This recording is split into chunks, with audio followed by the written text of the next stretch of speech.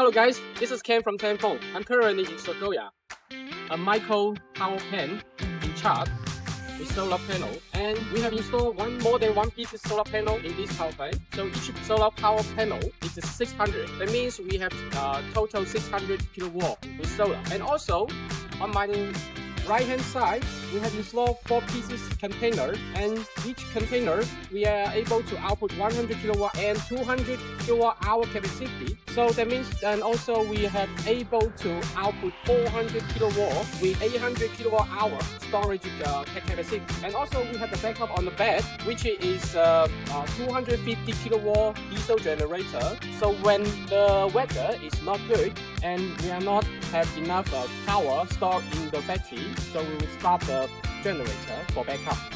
So here's the power plant that we have. If you're interested with this project, please contact us. Thank you.